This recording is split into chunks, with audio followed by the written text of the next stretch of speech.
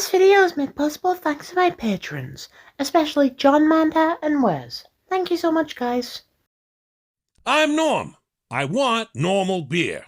Problem is, nowadays, beer's covered in rainbows and drag queens. If only there was a better way. The new Norm is back, and, well, it's more of the same shit slop as before, honestly. Although the new Norm's first episode back in June of 2024 released to less than stellar reviews, it did gain a significant audience. The wrong audience, but a big enough audience that the team behind the show thought it'd be an absolute brilliant idea to continue making more. Yes, just what I was clamoring for, more shit. This episode is roughly half the length of the last one. Not sure why, but I suppose they just didn't have enough budget for another full episode. Okay, well, full is a little generous since the original episode was literally 3.5 minutes. But you get what I mean. They weren't able to produce an episode at the same length, or... Okay, I was gonna say quality here, but the original episode didn't really have much of that. This episode tackles the absolutely infuriating issue that is the woke agenda. How interesting! It's not as if the last episode attempted to do the same thing. The initial focus is on two lines of people who are presumably waiting to vote for the next president of America. That's the only focus for about 30 seconds though, as suddenly Elon flies down with Donald Trump by his side. And then we play the dun dun dun sound effect, you know, that's funny. The crowd goes mild as Elon and Trump begin to dance to AI-generated song about people eating animals. Wow, what creative and unheard commentary. Please feed me more of this untruthful garbage. Then, randomly, Hillary Clinton appears out of nowhere, attempting to assassinate Trump. Now, I genuinely couldn't give less of a fuck about politics, much less politics in a country I don't even live in. But is Hillary Clinton really all that relevant these days? I'll save you the trouble of looking it up. She's not. I also don't really see the point in it. I mean, yes, it's referencing real-world events, just as South Park usually does, but not in the right way. Small tangent, but I want to bring this up again. The show claims to be the South Park of X, but it completely misunderstands what makes South Park succeed. A lot of modern South Park is just tackling real-world issues and commenting on them, just as the new Norm does, but they do them in such drastically different ways. South Park likes to have characters representing both sides of an issue, before relentlessly mocking both of them. While this approach is very flawed when used with most serious issues, it at least maintains some degree of neutrality and somewhat covers both sides of the argument so it doesn't feel like propaganda. But no, just introduce a real-world political figure doing something stupid and call that a day.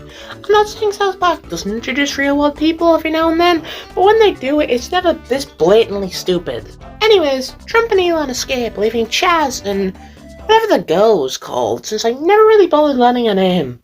Come to think of it, I think she's the only character not to be introduced by name in the show yet. You know, you've got Norm, Charlie, Janice, Chaz, and hell, even Billy the dog, all introduced by name within the first episode. And yet this character here is just never called upon by name? Okay, sorry, just really wanted to mention that as it randomly came to mind.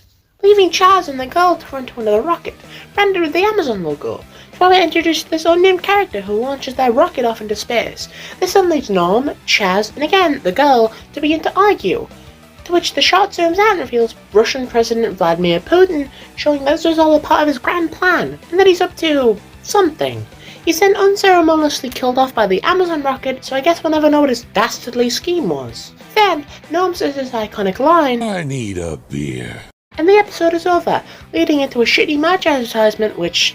Ugh, I'm not buying that. Okay, going off script here. 200 likes and I'll buy the normal beer cozy. I'll do it. 200 likes and I'll buy that stupid normal beer one. This episode is way worse than the last, but in different ways. It doesn't go anywhere near as hard on trying to offend people, which is something I noticed pretty much instantly. A good thing for sure, but absolutely not expected from this show. I fully expected to have every episode flinging slurs and digs at different groups of people. I'd make a joke about them realizing what their audience was, but honestly, it's probably because the subject matter of the episode didn't have enough ammunition, as it were. Later episodes will probably be way more offensive. It also throws plot lines and action pieces at you constantly. The episode is going at a million miles a minute. It feels like one of those really awful Family Guy cutaways that have no point, last a large chunk of the episode and aren't funny at all. It also lacks any kind of continuity. Like, in the last episode, wasn't Norm under house arrest unless he took in Chaz? Did he take in Chaz, or are they the tag on core member of the group, like the show's Meg Griffin? Ugh, hell if I care about the overarching story and the new fucking Norm. I do also want to briefly talk about the visuals yet again, because whilst I think the art style is really ugly and Elon and Trump are disturbingly realistic and don't conform to the art style at all, it does seem like the animators are getting more used to the rigs they're using. The main cast here have far better animation than in the pilot episode, although that's not saying much. The side characters here are just static PNGs though.